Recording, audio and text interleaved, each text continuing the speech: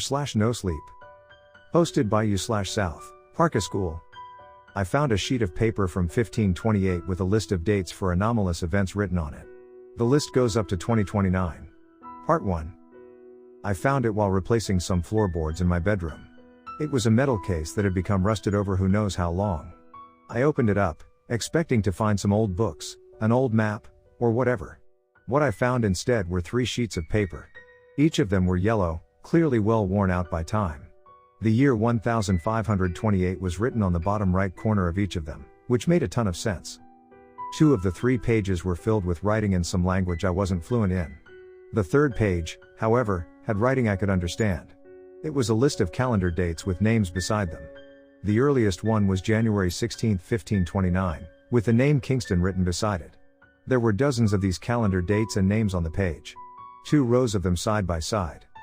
I flipped the page over to find there were just as many calendar dates on that side as well. They too were listed in 2 rows. The front side of the page had dates going up to March 16, 1765. The back side had dates going up to January 1, 2029. I was curious as to who these were for. It looked like a randomized list. Whoever wrote these wrote them for a reason, but what was it? The closest day to the present day was April 29, 2023, which, at the time I read it on the paper, was the next day. I didn't think anything of it. It looked totally arbitrary to me. What were the surnames all about? I set the pages back into the box, then I went on with my business.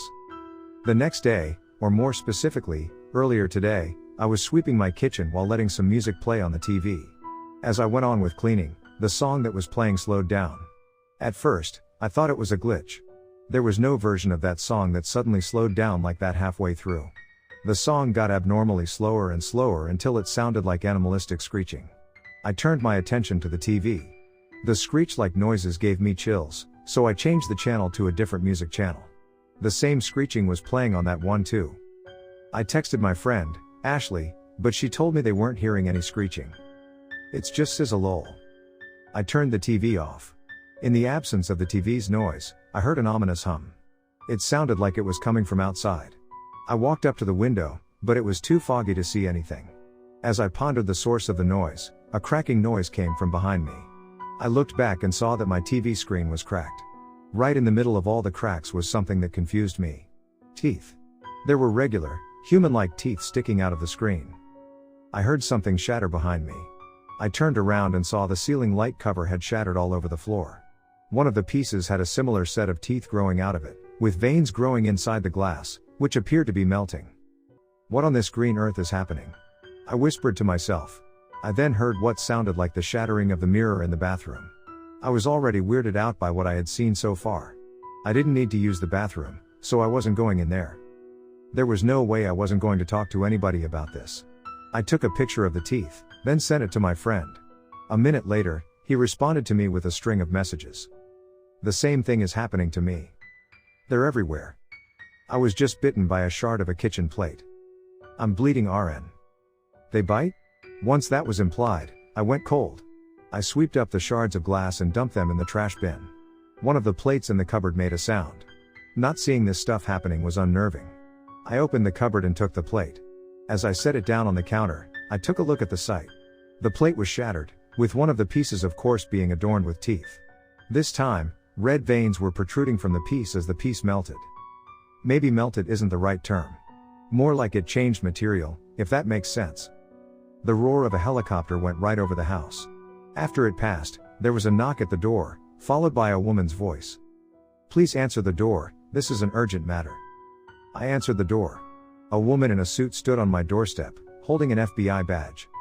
A scientific division of the FBI has detected a brash anomaly within this town and so we will be closing it off, she said, with urgency. You cannot leave the town without special permission. You will be notified face to face when the quarantine has been lifted. So, this is about the teeth, I said. We understand the teeth are concerning and we will be doing whatever we can to stop them from growing, she said. I'll definitely be keeping up with the news, I said. We're going to be keeping this investigation, along with the anomaly, under seal until we've determined it's appropriate to release information about them to the public, she said. Have a good day. She walked away into the fog. I shut the door, thinking about the fact that the government was watching this. A slight pit formed in my stomach as it occurred to me that this situation was so special, the FBI had to cover it up for a while. Most people wouldn't know about this event for years, considering the FBI only releases information when there's a public interest group or an FOIA request remanded by the Justice Department. Where does this anomaly even come from? As I thought to myself, the bag covering the inside of the trash bin began moving until there was this tiny little ripping noise. Then, I saw movement in the corner of my eye. It was the plate shard, crawling by the sink. Its teeth were moving in a biting motion. A pit formed in my stomach. I reached into the cupboard for a cup to place on the thing like it was a bug, but every single cup had that freaky mouth on it. One of the cups happened to shatter as I was looking. I managed to sweep all that stuff into the garbage and threw it all outside. I threw the TV outside as well. The tickling I felt on the palm of my hand as I carried the TV by its sides didn't make me feel any better. Back inside, I put a cleaner pair of shoes on just in case I would accidentally step on one of those mouth things while walking between rooms. Luckily, my phone was still working and didn't have a mouth. My friend sent me a photo of the inside of the back of his TV. Veins had wrapped around everything, and the batteries were bloated. I felt like puking. All of a sudden, everything was turning into a living thing. I took a hammer outside and smashed my TV a dozen times. Purple blood began dripping out of the cracks. I went back inside, not planning on even looking at that TV again. I sat on my couch, looking around to make sure no mutant creatures were crawling around in at least the living room. I texted Ashley about the thing going on in town. She lived only one town over, so she wouldn't have been caught up in this or informed at all. After I hit send, my message wouldn't go through. It kept giving me an error message. As I grew annoyed with the error, I recalled the sheet of paper with the dates. It couldn't be. Was it really hinting at what was happening today? I fished the paper out and looked at the date again. April 29, 2023, my name. Although it was happening across town, but I guess I was supposed to be the main victim, I decided to go through each of the dates and names to see if the paper was legit. Many of the calendar dates had common names beside them. I typed the first one into Google to see which event it referred to. All that came up were official websites for various cities named Kingston. Advanced search parameters didn't help yield anything either. Kingston was such a common name, so of course nothing was going to come up. The 5 up the list only gave me the same lack of information. So was it a coincidence? I looked at each of the surnames, searching for a name that was familiar to me. One name stumped me. It wasn't a person's name. It was the Paris Catacombs. Just those 2 words with the date of September 16, 1788 written beside them. Thing is, the Paris Catacombs weren't named the Catacombs until 1786, so the paper it was written on had to have been written around then rather than in 1529.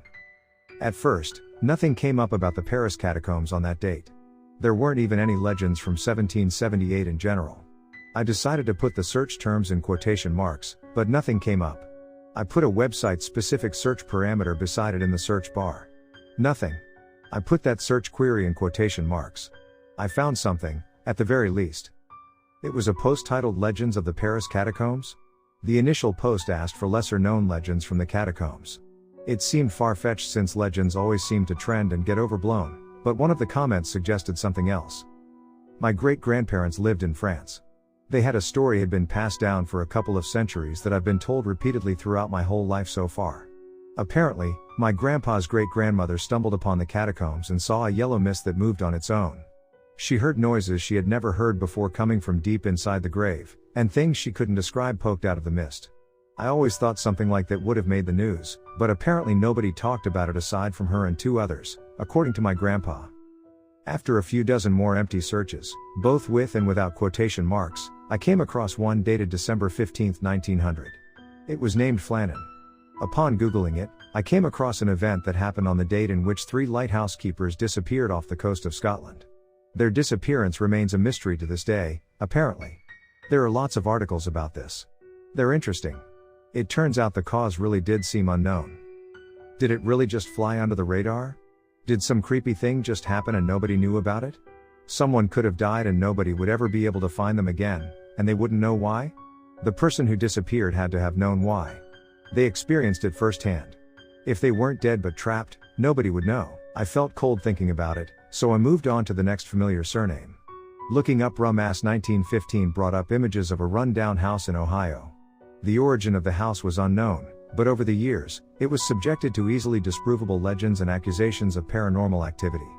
Between the 1850s and the 1910s, the property was owned by the Ruff family. That was the time most of the paranormal stuff was alleged to have occurred. I couldn't find anything about what supposedly happened there on March 10, 1915. In fact, there was a general lack of verifiable information about anything that went on there. Looking up November 24, 1974 Ackley Paranormal yielded results about a court case. One involving a house in New York that was ruled legally haunted by the New York Supreme Court back in 1991. The owner of a house that had a reputation of being haunted by ghosts had to admit to such a thing when selling the house. I couldn't find anything about what supposedly happened on November 24, 1974. I emailed both the owners and the previous owners of the house, asking them if they knew what happened at the house on that day. One of them, I'm not going to say who for privacy, got back to me. This is what their message read. Is this a day you randomly selected? How did you get any clue that something happened then? I'm checking for a hoax, I responded. A hoax? Who told you? I guess word always gets out somehow. I'm not going to say a thing about what happened. It's too discomforting and I would sound insane, they replied. It was interesting there'd be something they didn't want to mention out of fear of sounding insane, since it was mentioned that ghosts casually interacted with those living in the house on a regular basis. Especially during the 70s. The following calendar dates yielded the same type of thing. Some with no event popping up in any search results, others in which an event that happened on the respective date did come up. Here are some dates that stood out to me for some odd reason. October 13, 1986, Queen Anne. March 17, 1995, East Shore. June 3, 2002, Bower. March 17, 2005, Monte Vista. March 23, 2007, Ken. October 8, 2008, Welland. November 11, 2011, Morris. March 5, 2014, Malay. October 4, 2016, Grove. July 27, 2022, Matthews and Livingston. And then that last one. January 1, 2029, Alt. Smith. I'm guessing the lack of room on the page was the reason it was the last one written, but if predating all those events was important, wouldn't there be another page? I mean, if it all happened to fit entirely on one page, that would be a nice coincidence. Either way, something was going to happen to an Alt. Smith on the first day of 2029. My phone is making an unsettling erratic buzzing noise. I'm going to post this right now, then I'm going to figure out this anomaly. Posted by you/SouthParkiscool.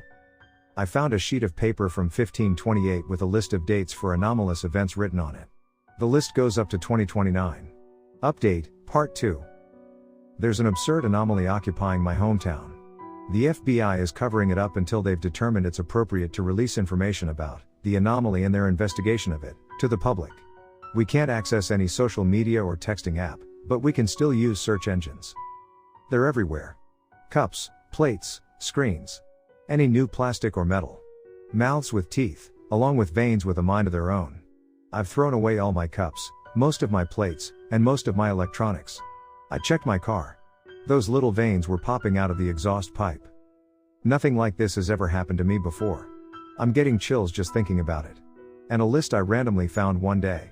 A list of dates, surnames, and names of towns, buildings, etc. written in 1528 predicted it?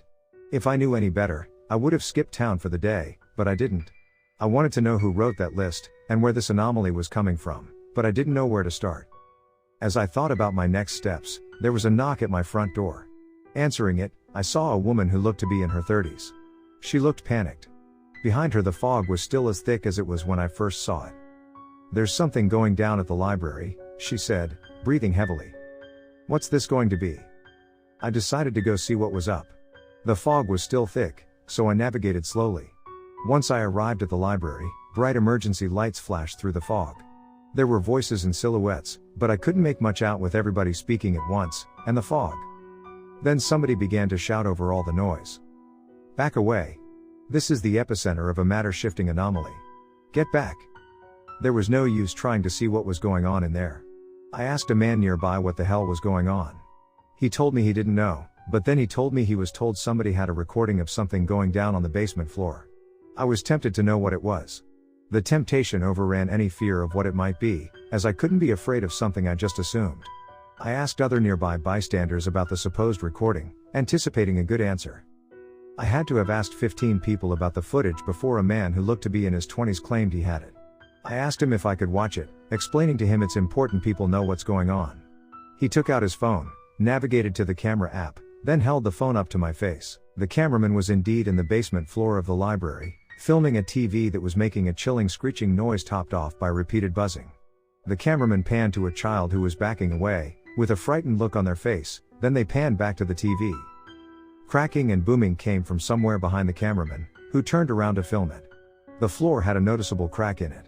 The cameraman walked closer, but stopped feet away from it as it began to widen.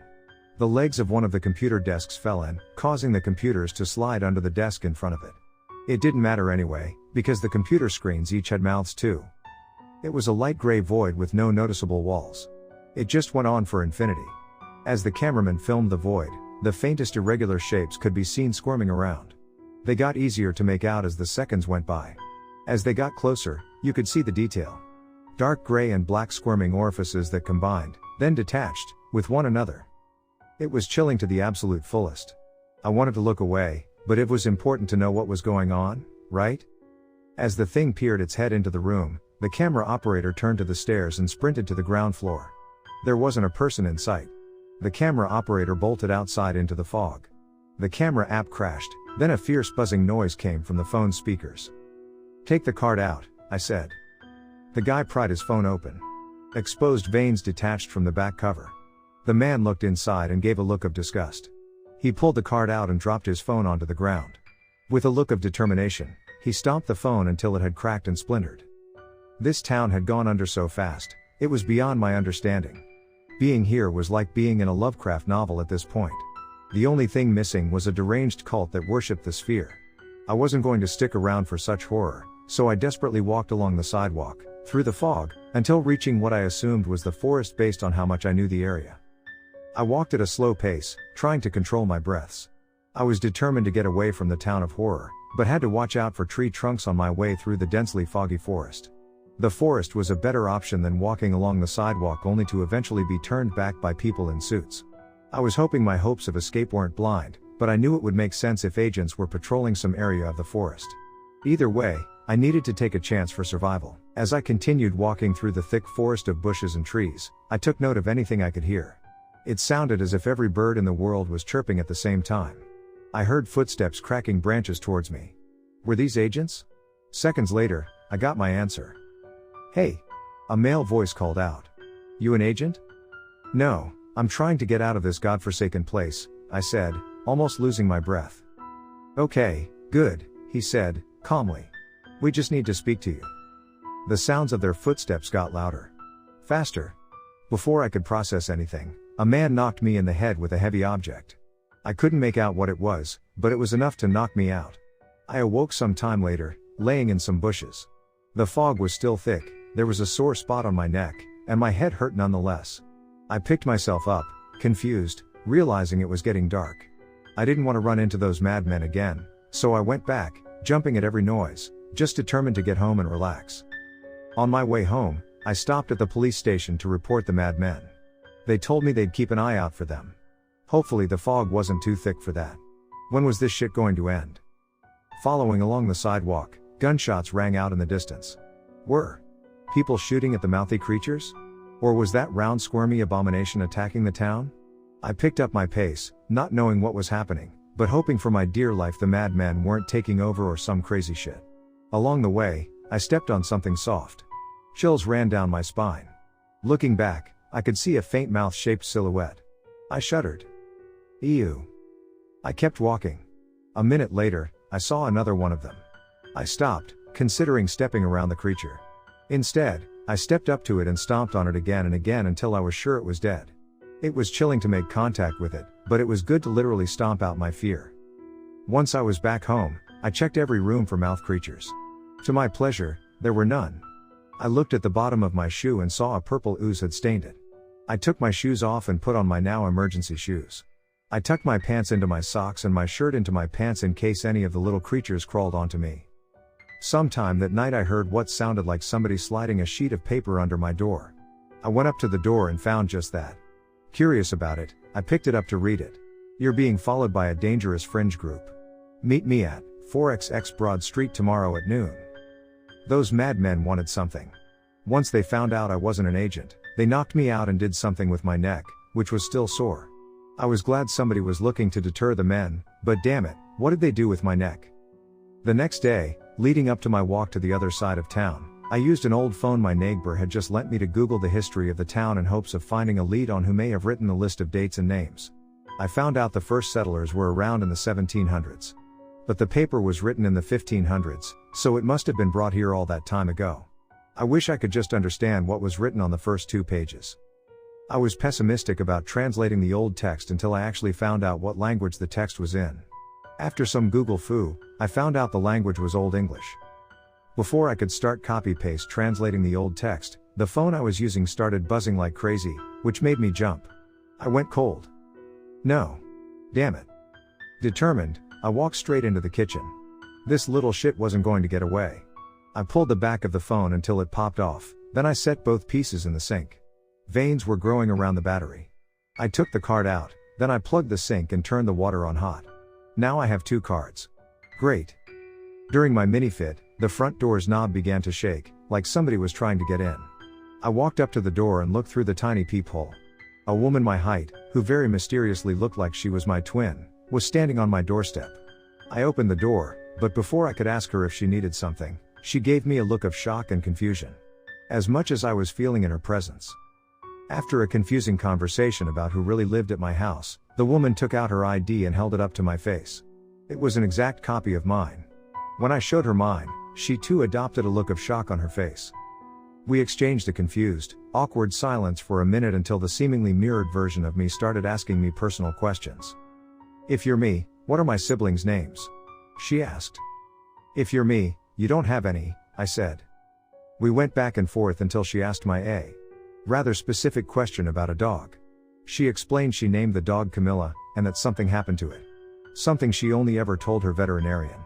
It's quite personal, as I had been through the exact same thing with a dog bearing the same name. I'll just point out that I answered it correctly. 100%. I even brought up what breed the dog was and a detail she missed about its death. She adopted a look of pure surprise, looking as amazed as I felt. And I felt amazed as hell. We stared awkwardly at each other for a minute until I broke the silence. How did you get here?" I asked. "I got lost in the fog," she said. "I accidentally walked into trees and cars until I fell into this endless gray void. I saw a hole and didn't know where I was until some agents told me to turn back." I told her about the footage I saw of a freakish creature poking up from a gray void. As I described the thing, her expression dropped. "I saw that horrible thing," she said, shaking. "I can't get it out of my head. It was just a floating ball of... I don't even know." It was interesting to get a full description of the thing, but I still couldn't wrap my mind around it. It could hover, it looked like it was alive, as chilling as it is to type that. I led my other self inside. We both sat on the couch, amazed at whatever was happening between us. She pulled out a phone. I explained to her what happened to the 2 phones I had. She told me she found hers on the side of the road. She tapped an app that had a purple sphere as a logo. It brought her to an error screen. "Oh God," she said. "Now Nova isn't working." "Nova?" I asked. I had never heard of Nova before. My first thought was that it was just some app I've never heard of. "You don't know it?" she asked. "It's like the most well-known search engine." "That's Google though," I said. She gave me a look of confusion. Maybe she was from a reality where Google never existed. I told her to download Google. Once she did, she had the hugest look of bewilderment as she opened the app and it brought her to the search page. "I never heard of this before," she said. "I mean, if that's different for you, I wonder what else is, and why that gut-tearing thing opened up portals to different realities," I said, amazed that that was even possible. I always thought it was a theory with no evidence to prove or disprove. But here we are. She explained the situation with the fog and freaky mouths that happened in her reality, which I nodded my head to, signaling it was happening here too, not that it wasn't obvious. Then she started naming historical events like Hiroshima and Nagasaki, the Challenger explosion, and 9/11, which I confirmed had happened here too. She told me she was relieved this reality wasn't so different from her own. At around 11:30 a.m., I explained to her the sheet of paper I got from a mysterious person. She told me she got the same letter. We both decided to get ready for the half-hour walk. As we got ready, I told her I was glad she didn't come from a reality where she was a mean person. Who knows what would be going down if she was a terrible version of me. When we got to the address, I knocked on the door. Opening it was a man in black clothing. He introduced himself as Grayson, then let us in right away. My other self and I found a spot to sit and got comfortable. The man paced around for a couple seconds as we waited for him to give us whatever info he wanted to give us. Okay, he sighed. I might as well tell you. I was less sure that I wanted to tell you, because you're regular people, but you're both being followed by them, so here it goes. There's something rising up, so to speak. To focus on this specific case, there's a creature, an abomination is a better way to put it, rising up from under this town, and it's all thanks to a group of psychotic people. I could only think of the creature I saw in the library footage. Is it a sphere with squirming life forms on it? Grayson's eyes widened. Yes, he said. You came in contact with it? Well, no, I said. I told him about the video from earlier. As I finished explaining what I saw, he sighed in relief. My other self told him she saw it while falling through the void she talked about earlier. You didn't touch it, did you? Grayson asked, resting his hand on his right pocket. No, said my other self. I wasn't close enough. Grayson sighed in relief, then continued explaining. There's no use trying to deeply explain that sphere of abomination. It exists the way it does for a reason we can't know, but there are a couple of things we do know about it, at least. Wherever it goes, those mouth creatures we've been seeing are a result of its presence. There's a group that summoned the sphere through technology not seen by anybody else in this reality. This was interesting, but chilling to hear at the same time. He continued to explain. We're positive they got this technology from an alternate reality, but we don't know which one, and we don't know how they gained the ability to hop realities. So not only was reality hopping a thing, but there were realities where unseen technology existed and could be used as an upper hand? What I was hearing gave me a sinking feeling, especially with how professional and convincing the tone of Grayson's voice was. Why do they want to summon that? My other self asked, visibly recoiling as she spoke of the sphere. It's being used as a rope, Grayson said, gesturing as if he was holding an actual rope. It's connecting one reality to the other, but telepathically. You are an alternate version of this reality's you. The fact you even found that slip is a sign another connection was made. But it doesn't stop there. It hasn't started yet, but there's an effort, from a cult, to pull a certain reality closer to this one. A loud knock was heard at the door. We can hear you in there, said a male voice in an unusually soft tone. We don't want a war, we just want the subjects. Grayson's eyes widened. He leaned towards me and whispered into my ear. They're not going to leave us alone. Get into the safe room in the basement. The password is 3821. As Grayson leaned towards the ear of my other self, I got up and ran to a nearby open door with stairs leading downward.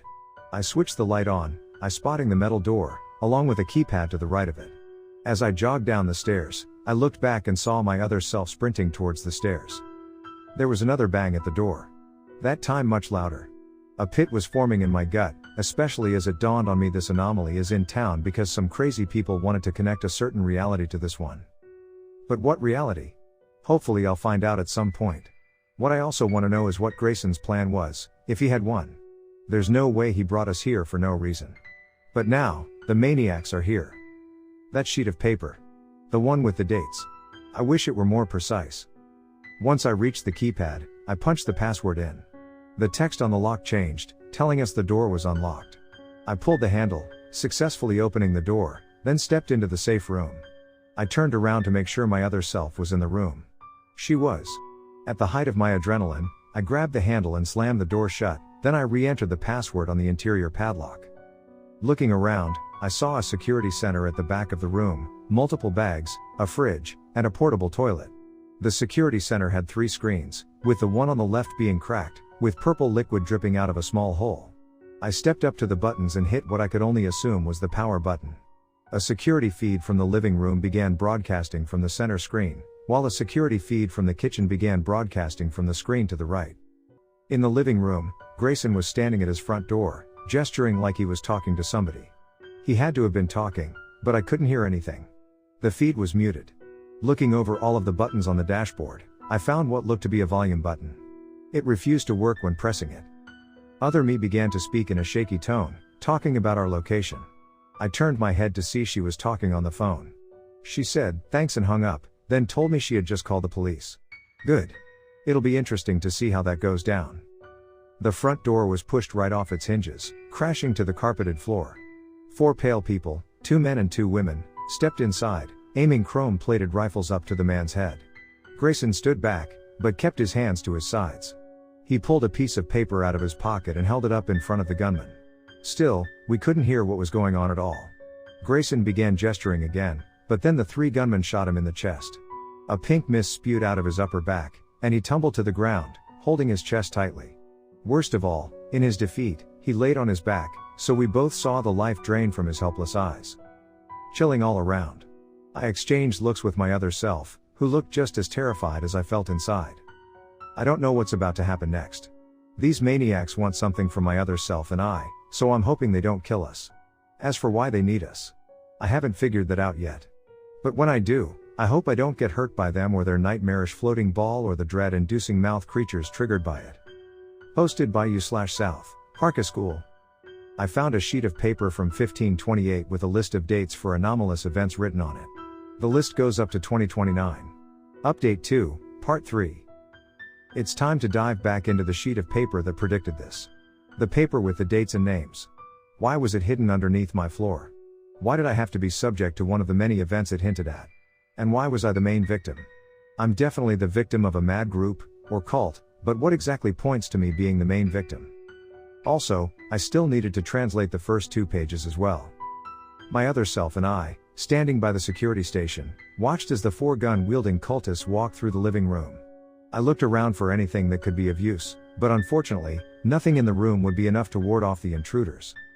I was relieved when 4 police officers stepped in with their guns drawn. They stood in one spot for about a minute before opening fire, but all fell in the span of a second. My heart sank watching them fall, and seeing their blood pile up on the carpet. The keypad glitched out, then, 3 seconds later, the handle turned. I froze. "Don't worry," I said to my other self, shaking. "I'll just ask them what they want." The door swung open. The 4 gunmen stood right outside. 3 of them aiming right at us. I rested my hands on my hips, hoping this would end in good spirits. "Please step out of the room," said a woman on the far left. "We want to do this peacefully. Come with us." "What do you want from us specifically?" I asked in a shaky tone. "It's best we tell you in a safe place," said the woman. "Well, this is a safe room," I said. "A place alternate versions of ourselves wouldn't be able to break into," said the woman. "If you want to do this peacefully, why are you aiming guns right at us?" I asked. "Being scary is how we persuade," said the woman. "If you aren't fearing for your life, you won't do what we say." These people were downright creepy. I felt the need to keep talking so I could ease the tension within me. "Can you explain the SPH fair that popped up in the library?" I asked, shaking. "It's a rope between worlds," she said. "I mean, what is it made of?" I asked. "That's none of your business," she said. There it was.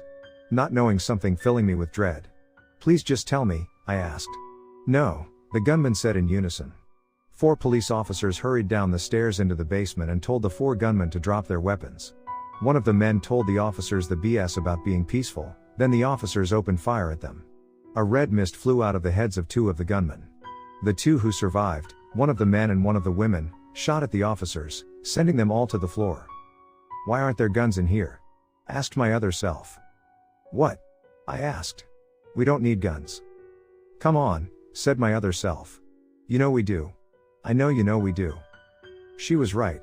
I wanted this to end peacefully, but self-defense was integral. The 2 remaining gunmen turned to us. "Don't you want to get out of town?" asked the woman. "Away from all the creatures?" They were trying to persuade me. I was consumed by dread.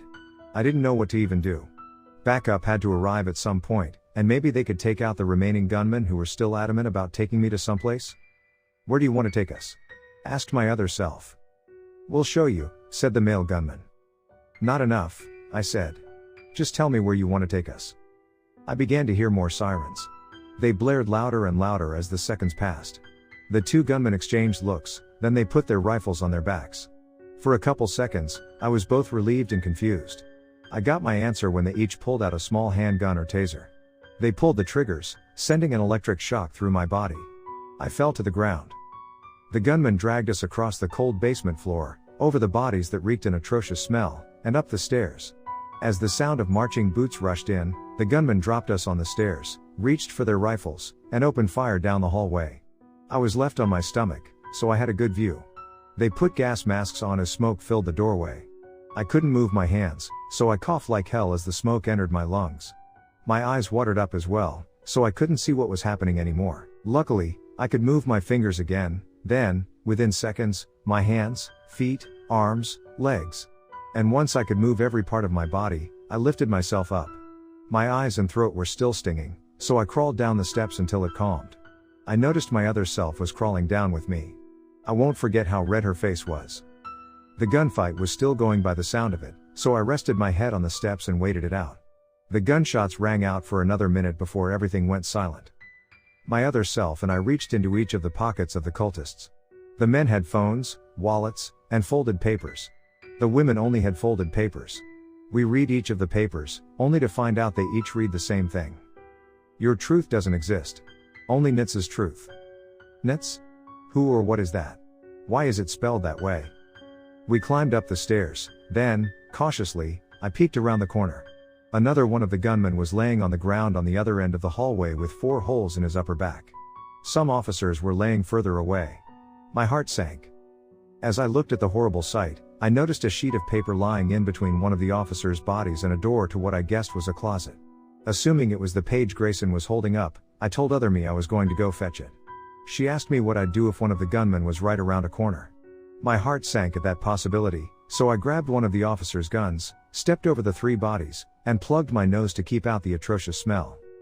Once I made it to the other side of the hallway, I bent down, jolted my head as I swore I thought I saw something moving in the corner of my eye, picked the sheet up, then tiptoed back to the basement door, where I read what was on the paper. It was a bunch of random symbols. There was no way I was going to understand any of it. My other self told me she too was confused about it. I slid the note into my pocket. I thought we were in the clear until my other self opened the front door. There was a blurred covering on the other side, blocking the exit. I reached out to touch it. It was hard plastic, fused with the door frame and the floor. We tried pushing it, punching it, cutting it, but nothing worked. We checked the other doors and the windows for a safe exit, but the same hard plastic covered those exits too. My heart sank. We were trapped inside. My other self called the police, then she told me the police said they were currently outside, trying, but failing, to get in. Great. Why? I didn't ask for this. And that smell was getting bad. Once we found something to cover our noses with, I told my other self about the pages I found underneath my floorboards. She had a look of disappointment on her face as she responded by telling me she wishes she could read them. I assured her, telling her I took pictures of them. All I needed to do was translate the first page for now, then the second one after we're done processing the first. I looked up an image text-to-text converter. Once I found one, I used it to convert the Old English writing on the first page to regular text, then I put it through an online translator. This is what it read. If you're reading this, it's because I'm stuck in the past. I'm from an alternate reality in which I worked with an organization who tracked anomalies across North America. They were called Iradali, a powerful organization established in 2025 that was widely regarded with respect across the world. In the 10 years preceding the organization's creation, the rate of anomaly-type events across North America went down by 70%. Similar organizations were set up in other parts of the world, operating on different continents. 10 years after their creation, anomalies-type events went down by 80% worldwide. Creepy creatures were becoming a thing of the past. Governments guarded slips to different realities like they were atomic bombs. They were far worse than that though, I promise. In 2050, the US, China, UK, and South Africa all released reports about the most dangerous alternate realities. The Heta report. You won't believe the stuff described in those documents. A reality where a laser that turned entire planets into hellholes had hit Earth. A reality in which the second you enter, you get torn to shreds by the wind. Realities featuring invasions of all different kinds. And militaries did their best to keep the monstrosities from those places away from our reality. All was good until a psychopath showed up and destroyed everything we had. Her name was Erilyn Campbell. In 2056, she arrived and assassinated every head, every guard, and fried every server. Apparently that wasn't enough, because she then stole our technology. In the span of 10 days after her reign of crime, killer creatures had poured out of every slip in the world to the extent anomalies went up by 50%. We chased after her. We actually managed to find her in a reality where a giant jellyfish-like creature was floating above the Arctic Circle. From what I heard, that is. My team got eaten by a chilling creature I cannot begin to explain, but I kept going, running from all the other scary stuff that inhabited that reality, including people in gray robes who kept talking about this godlike thing called notes. Possible spelling error there, as I'm going off of pronunciation. I called it weird, so they sent three-eyed humanoids after me. I hadn't run so fast in my life. We made it to a town named Bradford, in Ontario, Canada. I found Erilyn sitting on her porch. When she saw me, she looked back at her phone with a bored expression on her face. I took out my badge and held it up for her to notice. She looked up from her phone, eyed the badge, then got up from her chair and walked over to me. I told her exactly where I was from and told her I wasn't going to take any excuses for her behavior. She reminded me of Black Widow a little bit. She had a mostly deadpan vocal tone and, based on security footage from back at HQ, was quite stealthy. But she was a terrible person. She tased me, took my wallet, and tore up all of its contents right in front of me.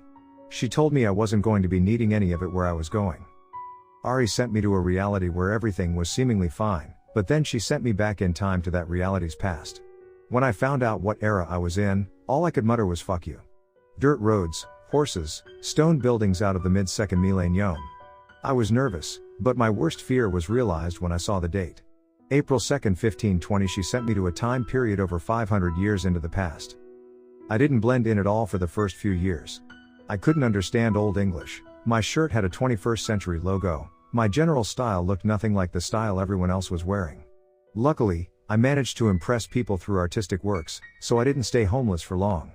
No, I'm not actually Leonardo da Vinci, and, unfortunately, I never ended up becoming famous for my work. But hey, at least I enjoyed it. Of course, aside from those times where I painted just to settle my dread. Lots of dread over many different things. One thing I haven't mentioned was failing and not making enough money to live, then getting stalked by some serial killer because of the vulnerability I would have. I was glad I got to make enough money to get a house at all, otherwise I'd have to steal. And getting caught would mean being put in jail. I was not curious about the condition of 1500s era jails. I hid my phone from everybody in fear I'd be seen as some otherworldly being. Once my battery died, that was it for me using the Notes app. I still keep it with me though.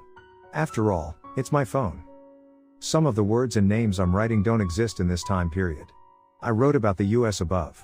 What the hell is that in 1528? It doesn't exist yet. I'm praying somebody comes to rescue me. I'm in my 40s. If I don't catch the bubonic plague, I should live to see at least the 1580s. Hooray? That is unless I'm missing some facts. I never looked into biology and medicine all that much. I'm still scared shitless of catching a disease. I've probably used too much soap by now. Living in the 1500s is terrifying for a time traveler with no way home whatsoever. If you're reading this and you have the tech necessary, travel back in time to June 17, 1528, 2 days after I'm writing this, and meet me at, address, London, England. We can fight Erilyn and her cronies in her home reality. Here's some proof. Here are the dates of every major anomalous event that took place from 1528 through 2028, with an important extra entry from 2029. Written beside each are the names of relevant people and places. June 15, 1528. This was chilling to read. Imagine being sent back to the 1500s with absolutely nothing to do about it. No home or job either. Everyone you know is far from being born. Is Erilyn the head of the wild cult hunting me down? Is she the reason I'm trapped in this house? Chills ran down my spine as I thought, what if she comes here? And the reality with the creature over the Arctic Circle. Is that one of the realities being brought closer to ours? Notes is nits? I don't know, maybe it's a coincidence. That's just hope though. I also hope I don't starve to death in this house after all the food runs out. No. They want me for some reason. They very likely have backup. If it turns out they do, hopefully they'll lose and fail to make it to where I am. I'm currently hiding somewhere with my other self in case that happens. I'm not going to follow their cult. They brought a dark squirmy sphere here I got a sinking feeling thinking about just now, and they might be worshipping a giant jellyfish-like creature they want to bring closer to here? I just can't anymore. I'm cold. I hope the cultists don't find us. It's weird how that was the first page, but it read like it should have been the second. At least, the bit at the end. Unfortunately, I don't have time to translate the second page to see what's up, as there's a banging coming from downstairs now. Posted by you/SouthParkiscool. I found a sheet of paper from 1528 with a list of dates for anomalous events written on it. The list goes up to 2029. Final update. I'm not sure why any of it happened. It just did. Out of nowhere. Hopefully this is the last update. I was hiding, stopping myself from breathing loudly as the sound of footsteps got louder and louder.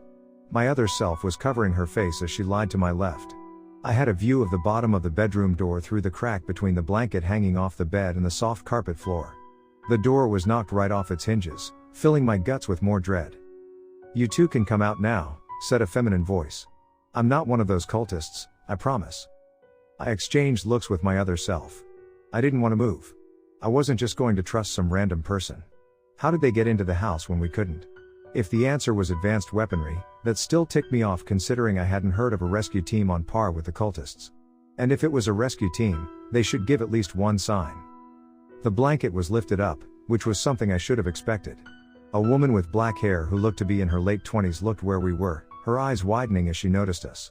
My eyes widened as well, my heart dropping as she looked at me. "You two can come out now," she said. "I got rid of the occultists. Well, all but one of them." She took out a badge, covering her name with her fingers, but she had a government badge. I crawled out from under the bed and stood up. My other self followed suit. "How'd you get in here?" I asked. "Knocking, portals," she said. "Portals?" I asked. "Do you know anything about a sphere of monstrosity that had risen inside the library?" "Oh, yeah, it's still here," she said. "It's my next target." "Oh, hold on a second. I'll be back shortly." The agent took out a white handheld device and pressed one of the buttons knotted. A white light popped up and expanded until a person could fit inside. The agent stepped into it, then it disappeared. "Whoa," I said, looking at my other self, who had a look of amazement on her face. "Yeah, that was interesting," she said. A moan echoed from downstairs, sending chills down my spine. "Was that a cultist?" My other self was pale already. "Maybe it was an officer," she said. "Yeah, that's what I do," I said, almost smiling. "Why not assume the best if you can't tell if something is signaling anything bad or good?" A silence fell between us as I heard the sound of a gun being cocked. We both got back under the bed and my other self covered herself in clothing. I did the same. Their footsteps got louder and louder. It's possible this person heard us talking in here. If so, he probably heard exactly where our voices were coming from. I remained as quiet as possible just in case this person was a cultist. I saw some shoes along the floor. They stopped, and a loud gunshot made my other self and I scream. The bedsheet was lifted, and a pale-faced man looked under the bed. He had a jellyfish tattoo on his face. He let the bedsheet go, then I watched on, adrenaline rising, as he walked over to my side of the bed. He lifted the bedsheet, and I saw his silhouette. It was somehow freakier than his actual face. "Get out," he said. "We're going now." I was frozen. I bet my other self was as well. She's me after all, and through all of this, I only barely got to be light about it. The man pulled away each of the clothes that were covering me, grabbed my arm, and tugged me out from under the bed. "No!" I screamed. The man pushed me onto the bed. He took out an older-looking phone and showed me videos that will probably stick with me. The first video began with the camera operator filming the Statue of Liberty up close. They zoomed out, revealing a red UFO or something hovering above the bay, taking up most of the sky. It had a dozen pulsating bumps hanging off of it. The camera operator zoomed out further, revealing this living UFO had a black trim and was shaped like a triangle. It looked far from CGI or an AI-generated video. The video looked impossible to fake. The living UFO began to move eastward, sending chills down my spine. The second video showed a group of 8 people in gray robes sitting around a table, talking and laughing. It looked like they were in the CN Tower observation deck. I could see what looked to be the shoreline, but with different buildings lining the shoreline. At one point, one of the robed men stood up. The others went silent, then the robed man spoke. "Tonight, we celebrate the 5th year of Note's presence," he said. "Anybody who opposes us will be subject to the following." I love this list. Electric poking, beating, forced teaching. It was a surreal video. The cultishness of the group gave me goosebumps. As he kept listing the punishments, I realized more so that I shouldn't type them. Another thing was the mention of notes. I had heard it before. I recalled reading about a creature named Nuts before entering the bedroom in the first place, along with a woman named Erilyn Campbell from an alternate reality. Were these videos from her reality? Was this man a member of that cult? The third video showed a rear-end view of a truck speeding up a road at night. I focused on the rear headlights as they illuminated the road. As I did so, a dark creature. It almost looked like a tree, but it was also very animalistic in appearance. And it was sprinting, following behind the truck. I looked away, but the man told me to keep watching. Man, that thing was chilling to see. The video ended, then the man slid his phone back into his pocket while asking me a very troubling question. Are you ready for all of that? What even is that stuff? I asked. I didn't want to be dragged into whatever hellhole I just saw. Is that really where these cultists want to take my other self and I? The dread continued to pile up inside me. I felt there was no way out of this.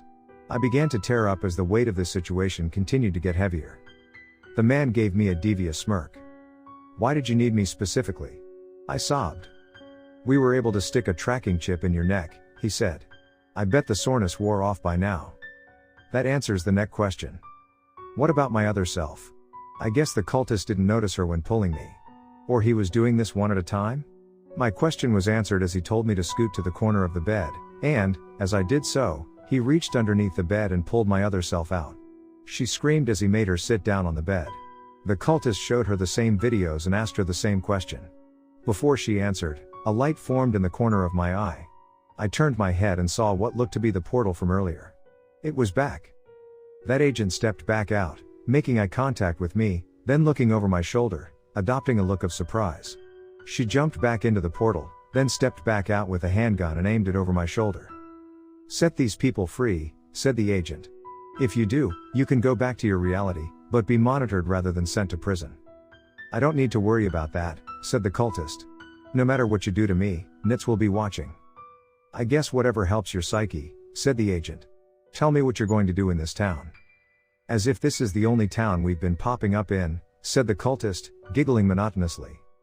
Oh really, creepy man? Said the agent. I'm not telling you anything more, said the cultist. The agent pulled the trigger. The cultist tumbled to the floor. With a look more straight-faced than what would seem normal, the agent dragged Mr. Cultist into the portal. The cultist was frozen, mumbling on his way. A minute later, the agent stepped back out of the portal.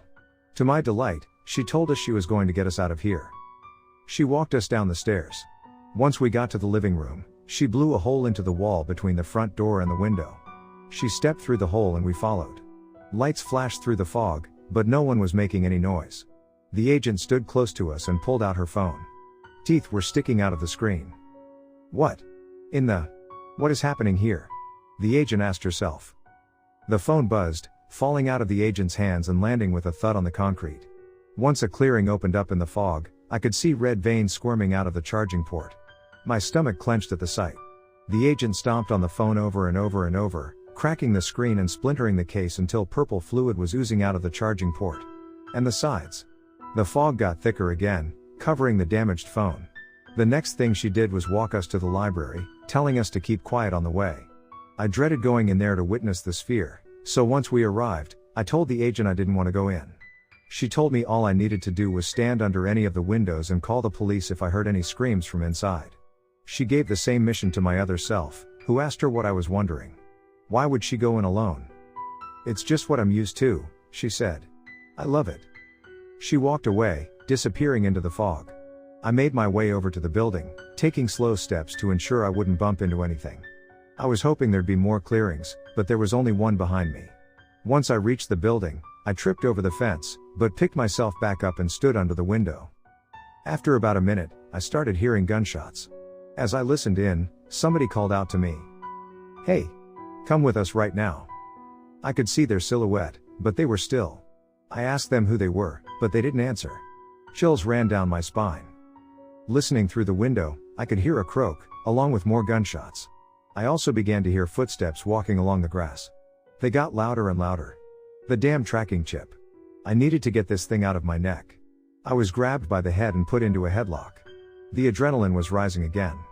I couldn't think of anything to say other than, no. Where were the government agents when you needed them? Is something going on over there? Asked a male voice. Everything's fine, said the man holding me hostage. Typical. Cheesy even. The man covered my mouth and brought me to the ground. As he tackled me, I noticed the fog was getting lighter. I could see the silhouettes of nearby cars and buildings, then the outlines, then their actual appearance. Two men in suits ran up to me. They argued with the cultist, then eventually pulled him off of me. I felt relieved. I glanced back at the library. A wild, chilling croak made the ground vibrate. I could hear some crashing and smashing coming from inside the building. I began to be able to hear the noises with greater clarity, as if all the windows on the building had been smashed. The agent better be winning, I hoped. I couldn't see anything, but the sounds I was hearing were putting me in a frozen trance. They were so erratic and sinister.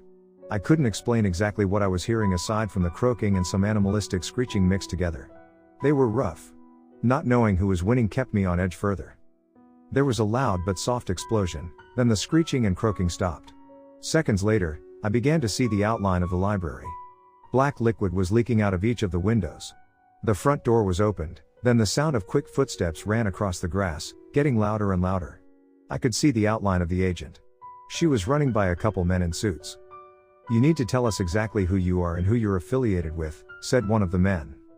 "Well, my name is Erilyn Campbell," said the agent. "As for my affiliates, how about I write a report for you guys?" The agents told her that was fine, where to contact the FBI to give the report, and who they were. They left with the cultist, who was aggressively attempting to break free from their tight grip. All I could think about was the Erilyn Campbell I read about. The one who tanked an entire world's creature-fighting economy. Erilyn walked up to me. I gave her a look of confusion as she reached me and stopped. "You good?" Erilyn asked. "There was an agent with the exact same name as you who destroyed an entire world and sent somebody back to the 1500s, I said. "At least, according to a document."